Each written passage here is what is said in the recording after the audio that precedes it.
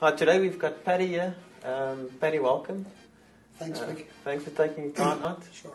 I believe you've got a couple of places where people can enjoy themselves and sleep over. Tell us more about it. Yes, we've got Avondhu Bed and Breakfast, or Avondhu Guest House in Saxonwold in Johannesburg. Okay. And we've got Kaya Bush Lodge in the Hans Marensky Golf Estate down next to Palabora, adjoining the Kruger Park. Okay. Tell us, Paddy, what would you say, why would clients come to you and stay with you rather than with maybe the guest house next door? I think it's a question of building up fairly slowly and getting repeat business, particularly as far as the B&B is concerned. And we did that initially by going into some of the tourist magazines and that. But now I think we get most of our business from our own website. We get a lot of inquiries from overseas.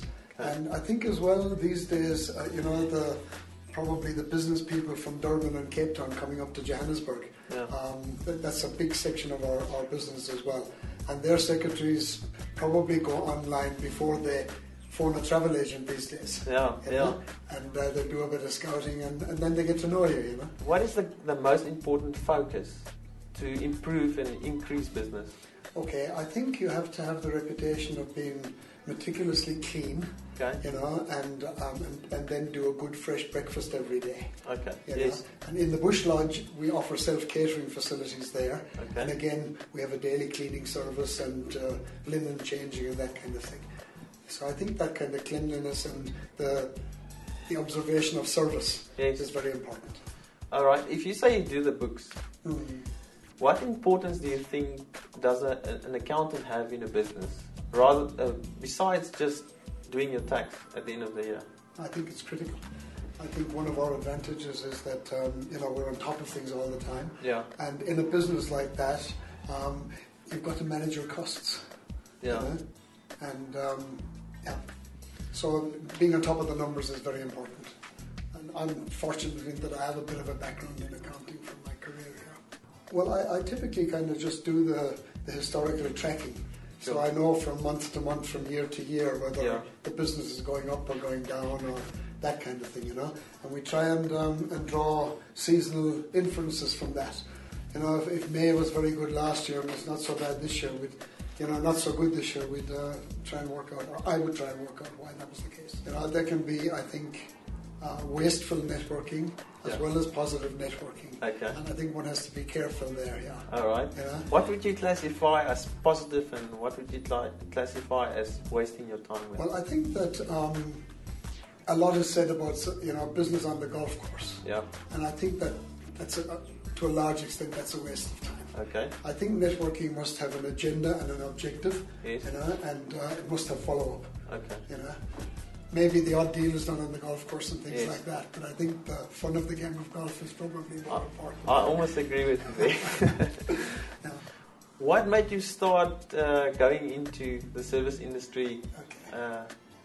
Well, my wife was a high school teacher. Okay.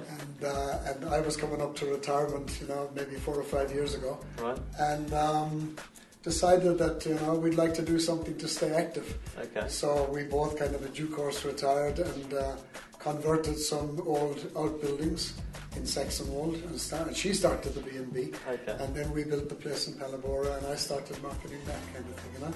That's more a retirement job than anything else. Just as long as we're healthy, we'll continue to do it. That's wonderful. Yeah.